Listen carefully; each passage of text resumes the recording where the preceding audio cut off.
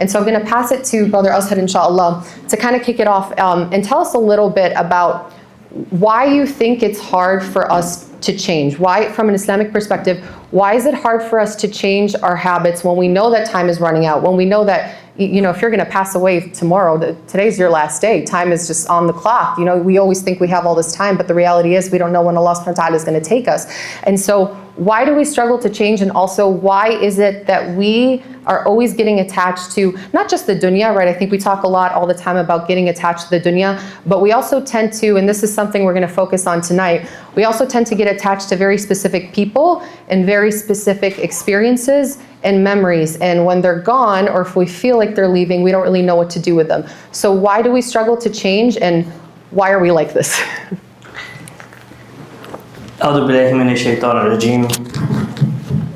I yell, this is going to get really loud. أعوذ بالله من الشيطان الرجيم بسم الله الرحمن الرحيم رب اشرح لي صدري ويسر لي أمري واحلل عقدة من لساني يفقهوا قولي الحمد لله والصلاة والسلام على رسول الله بسم الله Assalamu alaikum wa rahmatullah. We always start by praising Allah, like Mayce just talked about. So everyone just say Alhamdulillah. Alhamdulillah. All the places we can be, Alhamdulillah, Allah picked us to be here and be able to benefit. Someone asked Ali radiallahu anh, why do we hate death? Such a powerful question. Why do we all hate death? This is a common shared human experience. Like doesn't matter your religion, doesn't matter your gender, all of us have this idea that one day your mom, your father that you spend your life with, your children, that one day they'll bury you, and what's going to be on the other side. So he responded in a very powerful, and I think it's like, if you internalize this, will help you, inshallah, with the rest of your life. He told them that we spend our life filling ourselves with the dunya and emptying our akhirah. And he said, and nobody likes to go from what's filled to what's empty. This is just human nature. You hate to go to something you spend your life building to something that you've completely neglected. And I felt this personally because I actually was evicted from, our house. That was like a traumatic event in our life. I remember like the police came, my dad worked so hard, he came from a different country, built this house, got us all of this wealth and put us through school, and one day the police come and they just kick us out of our home. And everything that my dad worked over his 20, 30, 40 years, we're just on the street watching them take furniture out of our house and take us out of our home. And in that moment, my dad, he was shaking so bad, he couldn't even talk, he couldn't do anything. So I remember I had to call the bank. I was like managing all these things. I was a young kid in college trying to manage because my dad was so shocked. And then we had to disperse. We lived amongst family. We ended up in an apartment, all 6 of us in a 1-bedroom apartment. And I remember that was such a difficult time for our family. And a part of that was because we spent so much time building this house and working on it and furnishing it and building your home, making it yours. Even if you have like your own bedroom, just making it your bedroom. And you spend so much time building it, and then tomorrow someone comes and tells you, hey, you have to go live in a 1-bedroom apartment in the middle of nowhere. You're going to be upset. And the reality is, most of us, we've built such a home here in the dunya. We've emphasized so much of our time, when you wake up, what you think about before you sleep, what you worry about, all of that is around the dunya. So the fear then of leaving this place that you're so comfortable in to go to the akhirah, which you have not given thought to. Maybe once a Ramadan comes around and you give it some thought, maybe someone dies in your family and it sparks up that feeling again. But this akhirah, which is actually like your abode, it's like where you're going to spend the rest of your eternity, it's so neglected that of course we don't want to go there. Our heart is attached here. And to Mayce's question, why does that happen? Why does our heart get attached to this place? I can think of 3 reasons. And these are all mentioned throughout the Quran and the Hadith. If you want to know why you're getting attached to this place, I came up using the Quran and Hadith with 3 reasons I think are. And you know where I got these reasons from? Is actually from my greatest teacher, my most beloved, my daughter, Liana. She's 3 years old. Sallallahu alayki. She's teaches me a lot of lessons in life, actually. She taught me why we get attached to the dunya. Okay? And by the way, Mayce, if I start yapping and take you too long, just kick me out. Keep yapping. So I learned from her, and you guys are going to learn from her too. Because from children, we can see human nature, how Allah created us as a default. Unfortunately, we grow, like all of us, we grow up, our bodies grow, everything in our features grow, but spiritually, we remain toddlers. And so what you find is many adults who are spiritually children. And we are not able to break out of those habits because we haven't grown yet, developed into an actual spiritual adult. So what did I learn from her? There's 3 things I learned from her. She is attached to the dunya, right? Okay. So what happens is, where do I see these attachments? There's 3 times I see them. The first one is if we take her to like Five Below, or we take her to any store. If she sees anything with bluey, it's like, you would think it's like a magnetic force pulling her. Doesn't matter, like if I'm holding her or whatever, she's trying to run to that thing. And I realized that in the dunya, there are things that have a magnetic force. Actually, everything Allah creates in the physical world usually has a relationship with the spiritual world. Okay, so anyone who took my classes knows we talk about this a lot, the duality between the ruh and the body, and how your body works and how your ruh works. But also in the creation that Allah made in the universe. So you guys know everything. The fact that you're sitting here on these chairs and the earth we're on this globe and it's floating through space and it's going around the sun. All of this is done due to one law, and that's the law of gravity. And this is like the missing law of putting the whole universe together, is the law of gravity. That there is some type of magnetic force. And actually, physically, all of us are attached to the dunya. Actually, you're pulled down to the dunya. And this is why when you try to jump, you have to come back down. Allah already created in your body that you're attached to this place. Well, your soul also has a magnetic force being pulled to this place. And this is what Allah created in the dunya, is a type of magnetic force. And this is why your heart was actually created. When Allah created your heart, He put you on this earth knowing that this place is going to draw your heart to it. And this is why you find it natural to start to love this place. You love wealth, you love education, you love title, you love fame, you love that people recognize you. You love to have more things. You love to be in this place. You love to get married and have children and establish yourself here. Because there's like a force pulling you. And then there's also evil forces, there's desires, there's lust. Why do people drink and do zina and all of these acts? Because it's like a force. And even when people do a sin, and we feel it when we sin against Allah, we say it was like we hit critical mass. I don't know what got into me. I don't know what pulled me. I don't know how I ended up in that situation. It was like I was being pulled. And that is a type of force of the dunya. I call this like the attraction, the zina that Allah subhanahu wa ta'ala mentions of the world. That actually your heart was designed to be attached to this place. Your heart actually needs to attach to something. It cannot be left alone. It has to attach to something. And the dunya is one of those perfect things that it comes with a million things you can attach to. If you want anything to attach your heart to, you'll find it in this place. But all of them are temporary, and they will destroy your heart. This is the sad reality of it. And this is why people who go through the most heartbreaks are people who attach their heart to something that was temporary.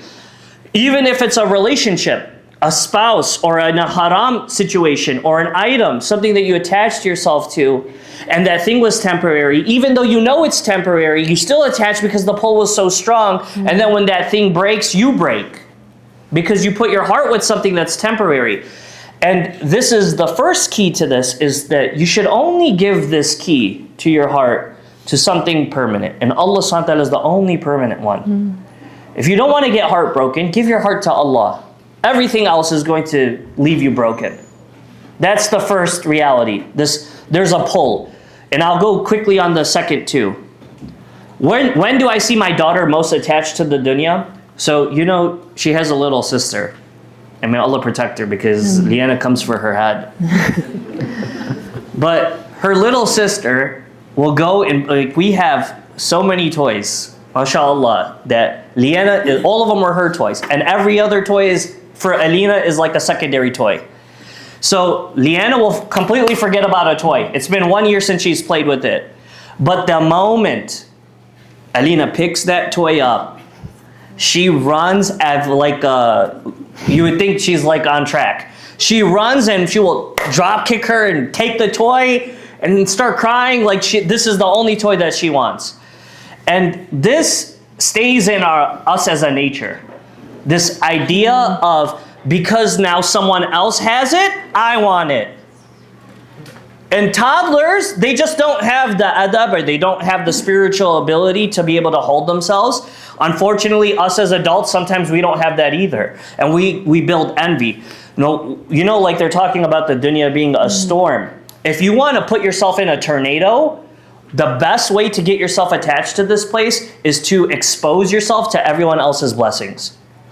And unfortunately, with like social media, I can go and I can watch what everyone else has. I can watch their weddings and people I don't even know. It used to be you can only have hasad of people that you've witnessed with your own eyes or you know them. Because how am I going to go see so-and-so's wedding in Australia, right? Now, you get to see the best of everything all across the world. You get to see that brother, he has that car, and she got married at that age, and she has this and this. And so what you're doing is you're throwing yourself into a tornado of competition with people that don't even exist in your day-to-day life. And so that's why you're finding a stronger pull to dunya. And now I need it to be like this. When I get married, she has to be like this. When I'm looking for a girl that's like this. And you're comparing and you're so competitive over these competitions because your heart is gonna be pulled in that direction. The more dunya it's exposed to, the more it's going to want. And so you have to guard yourself from these things. The last one I'll mention, and this is the most reality, is, do you know what my daughter's favorite toy is? If you had to guess, what's my daughter's, and any parent here will tell you, what's the child's favorite toy? The one that's the closest to them. I could get her a toy tomorrow, it would be the best toy in the world. And tomorrow, if it's in the garage and she forgets about it, her favorite toy will be whatever's in front of her face. And the reality is, you attach yourself, and the reason you get pulled to the dunya is because we attach our heart to what's right in front of us. And for most of us, it's the dunya. The akhirah is akhirah. It's something way beyond. The afterlife, if I tell you think about paradise, you're not sitting here dreaming about paradise. You're not thinking about hellfire before you go to sleep. These things are so far beyond you that they're not even like realities. But you know what's a reality for you? Who am I going to marry tomorrow? Am I going to get that job? Am I going to get that degree? Am I going to pass that exam? The dunya has become so near to you that all your life is wrapped around this place. And the akhirah is so far that how could you ever be worried about it? And so if you really want to align your heart to God, you have three things. You watch out for pulls. The thing that tries to pull you, you put guards over those, and you monitor yourself. You don't expose yourself to competition. You watch yourself watching things.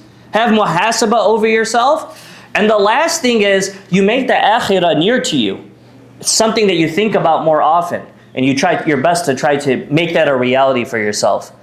And then I'll leave you with the last words of Allah, and the most powerful are the words of Allah. Allah subhanahu wa ta'ala says in Surah Ala, بَلْ تُؤْثِرُونَ الْحَيَاةَ الدُّنْيَا وَالْآخِرَةُ خَيْرٌ وَأَبْقَى.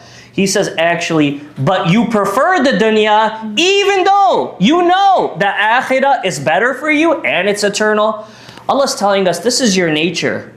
Okay, you have to fight against it. Meaning, if you've just been stagnant and just going with life, you're already going downhill. This is the nature Allah put you in. If you don't have proactive things you're doing in your life to try to align your heart is already down the wrong path, and it's going to get destroyed.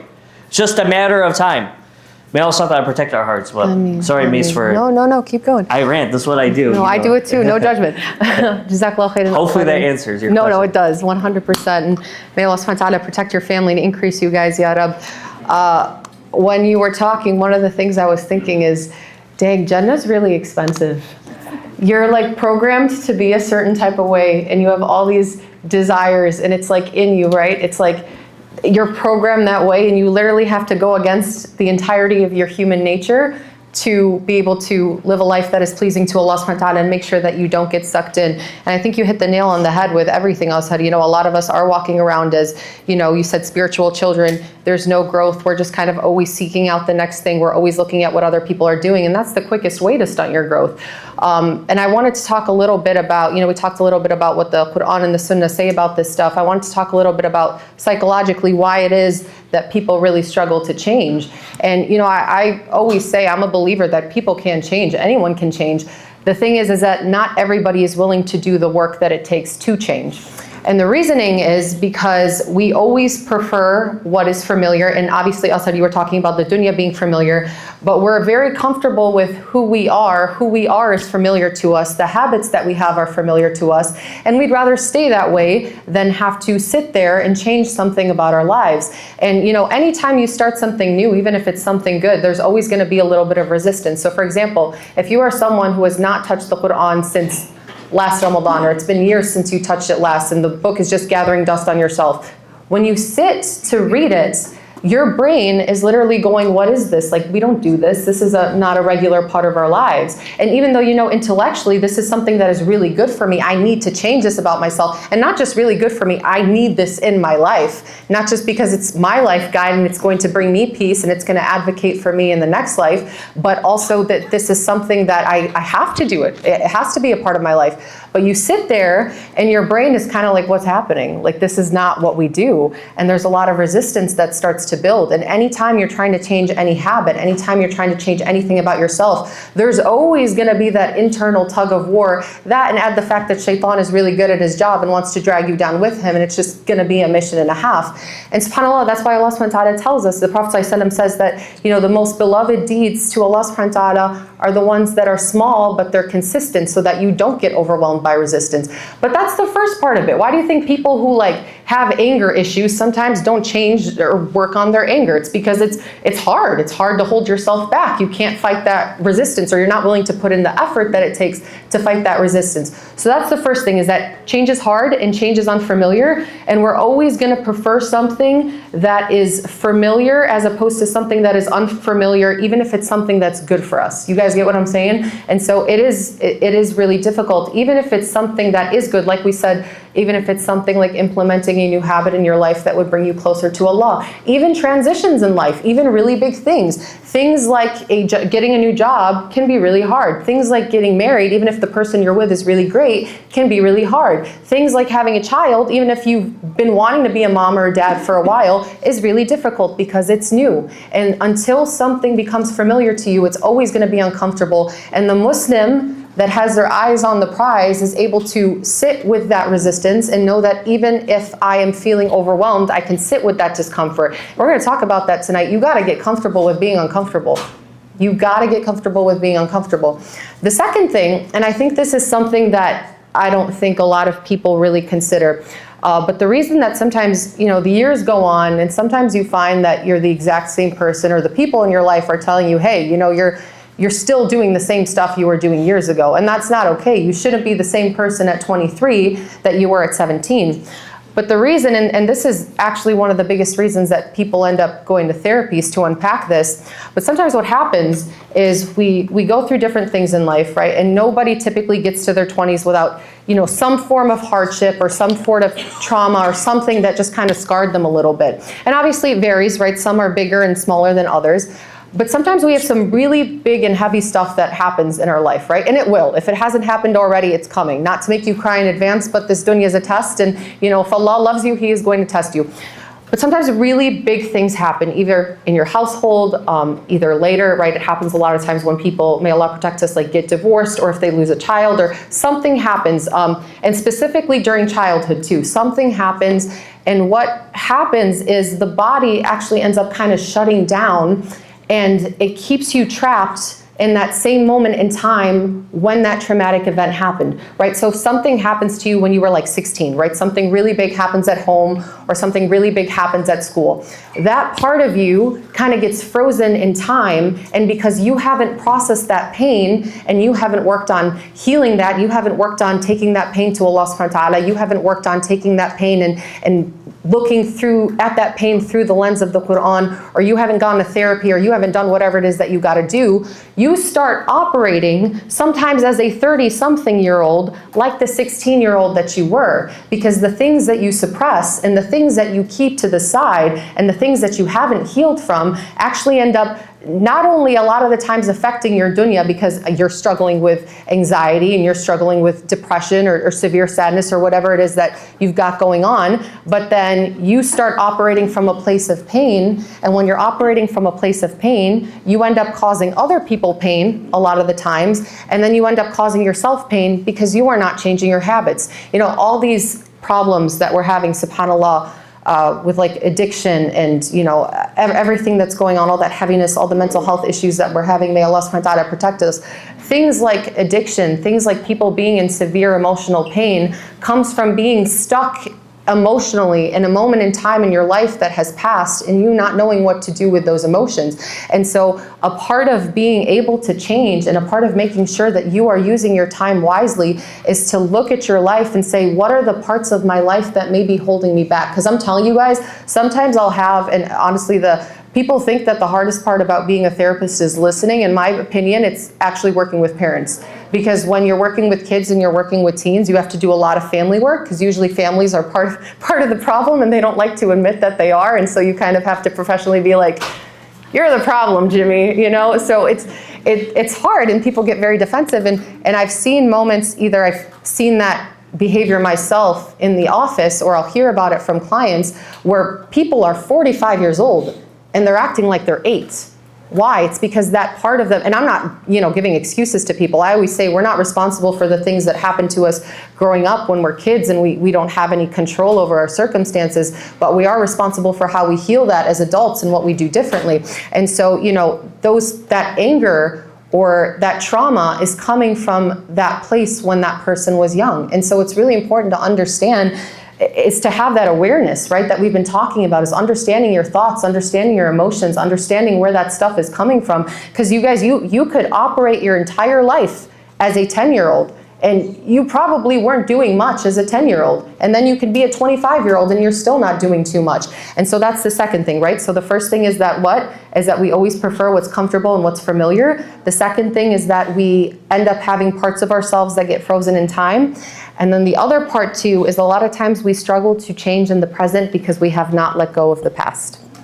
Nostalgia is not a great place to live. There's actually a legitimate thing called nostalgia depression where people look back at their life and, you know, you ever have, we all do it, right, from time to time, where you look at your photo album and you're like, oh, that was such a great time, or I was so happy back then, or back when I had that blessing, or back when I had this, or, you know, back when, sometimes people grieve like different versions of themselves too, different versions of themselves that used to exist.